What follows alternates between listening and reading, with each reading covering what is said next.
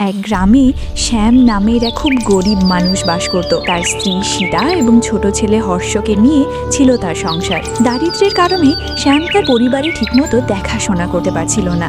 সীতা ছেলের ভবিষ্যৎ নিয়ে খুব চিন্তিত থাকত। আর কতদিন তুমি আমাকে এই মিথ্যা আশা দেখাবে? তোমার এই আশা কি আদৌ কোনোদিন পূরণ হবে? শোনো, আমি চাই না আমার ছেলে আমাদের মতো অন্যের জমিতে মজুরি খেটে জীবন কাটাক। আমি ছেলেকে মজুর হতে দেব না। আমি চাই হর্ষ ভালো লেখাপড়া শিখুক আর অনেক বড় মানুষ হোক। সীতা, আমি তোমার সব কথা বুঝতে পারছি, কিন্তু আমি অসহায়। এত টাকা আমি কোথায় পাবো? তোমার কথা ঠিক। এক কাজ করি, যদি তুমি অনুমতি দাও তবে কাল থেকে আমিও কিছু কাজ করি। দুজনে মিলে খেটে হর্ষের জন্য কিছু টাকা তো জমা করতে পারবো। ঠিক আছে, হর্ষের ভবিষ্যতের কথা ভেবে তুমিও তাহলে কাজ করো।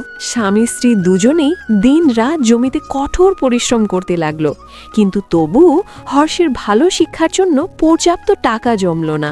শোনো, আমাদের গ্রামে যে শেঠজি বা মহাজন থাকেন, তুমি তার কাছ থেকে কিছু টাকা ঋণ নাও। হর্ষকে ভালো কোনো শিক্ষাশ্রমে ভর্তি করিয়ে দিন, না হলে ওর ভবিষ্যৎ নষ্ট হয়ে যাবে। তুমি কি বলছো সীতা? তুমি তো জানো ওই শেঠ কতটা ধূর্ত।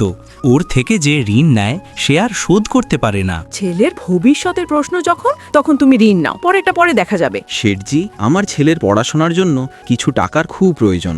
আপনি আমাকে কিছু টাকা 10 বছরের জন্য ধার দিন। সময় হলে আমি আপনার সব টাকা সুদ সহ ফেরত দেব। আমি এমনিতে কাউকে ঋণ দিই না। তোমাকে তোমার কোনো জিনিস আমার কাছে বন্ধক রাখতে হবে। যদি ঠিক সময় টাকা ফেরত দাও তবে জিনিস ফেরত পাবে, আর না দিলে সেই জিনিস আমার হয়ে যাবে। কিন্তু শেঠজি, আমার কাছে তো তেমন কোনো দামি জিনিস নেই যা বন্ধক রাখতে পারি। তোমার ওই ঘরটা তো আছে, ওটা বন্ধক রেখে টাকা নিতে পারো। শ্যাম কোনো উপায় না পেয়ে নিজের বাড়িটি শেঠের কাছে বন্ধক রেখে 50,000 টাকা নিয়ে বাড়ি ফিরল। এরপর ছেলেকে এক ভালো গুরুকুলে বিদ্যালয়ে ভর্তি করিয়ে দিয়ে এলো।